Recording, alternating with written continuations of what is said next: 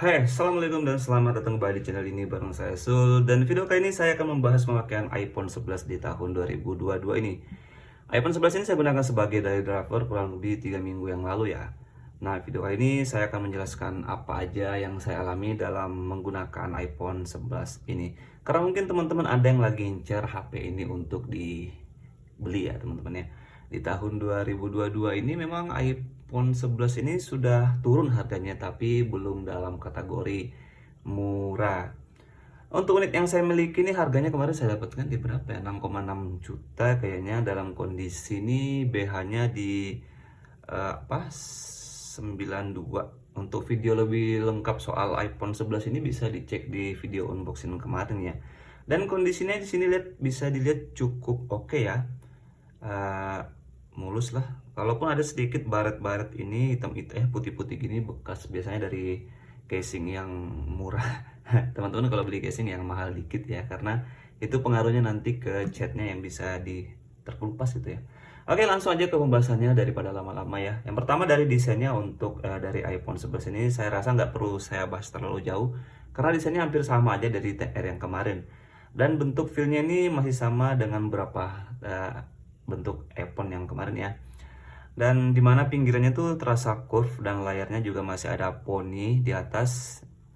Tapi nilai positif dari bentuk atau desain seperti ini tuh enak digenggam ya, dibandingkan misalnya teman-teman beli yang iPhone 12 seperti ini. Emang sih dari segi bentuk iPhone 12 ini lebih keren. Cuma dari segi ergonomis dipegang itu iPhone seri 11 ini masih bagus lah, masih oke lah untuk dipegangnya teman-teman ya.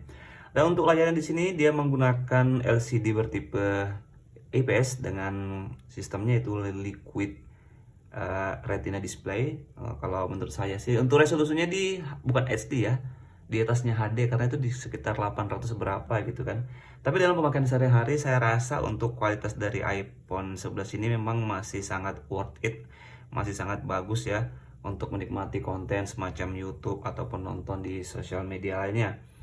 Dan masih sangat memanjakan mata lah teman-teman ya. Dan untuk harganya segitu sih ya tak perlu spek tinggi untuk hal yang bagus sih ya, asik ya.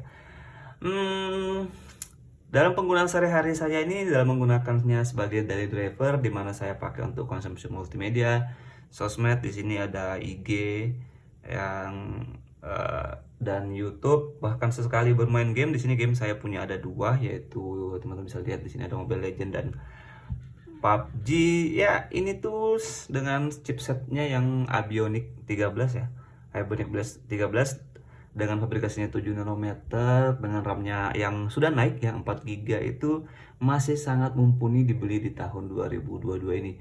Semua yang dibuka ini tuh rasanya cepet aja gitu ya, set ya, dan nggak perlu di close gitu kan. Nah, langsung buka langsung kebuka gitu kan. Kecuali ini mungkin karena emang jaringannya lagi kurang bagus ya. Buat teman-teman yang sering nongkrong di channel ini pasti saya sering ngeluhin jaringan yang kurang bagus. Di sini saya belum pakai WiFi, ini pakai WiFi ya teman-teman. Nah, bisa berjalan dengan smooth ya. Nah, selanjutnya untuk performa gaming di tahun 2022 ini saya rasa ya teman-teman ya. Di sini kalau misalnya kita buka PUBG, ya kita buka PUBG itu masih bisa dimainkan dalam kondisi yang sangat smooth. Di sini saya mainkan dalam settingan smooth smooth extreme ya, 60 fps.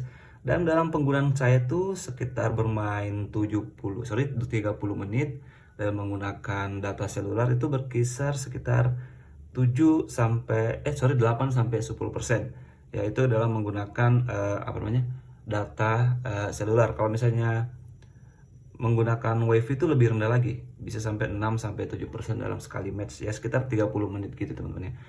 Ya, bisa dibilang baterainya cukup oke ya untuk bermain game walaupun BH-nya sudah di 92%.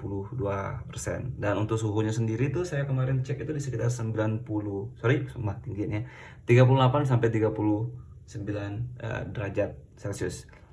Untuk ya performa gamenya masih sangat overkill ya kalau menurut saya. Apalagi kalau misalnya cuma untuk dua game ini, yaitu PUBG Mobile dan Mobile Legend. Kalau misalnya teman-teman pindah ke Genshin Impact, saya nggak install sih, karena saya emang nggak main ya teman-teman ya.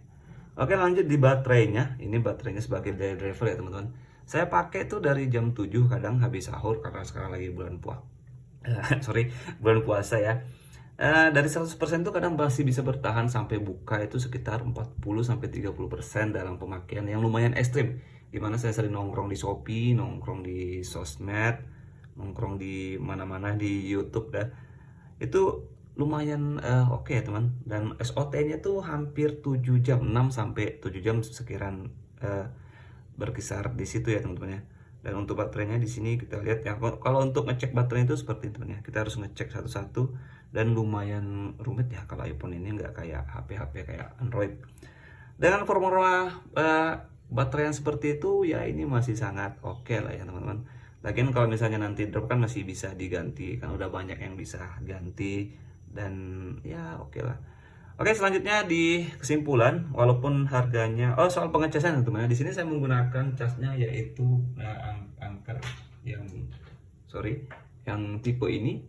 Kalau yang tipe ini tuh dia bisa mengecas itu dari 20 sampai 80% itu di 1 jam, 50 menit sampai 60 menit ya, kisaran segitu pastinya.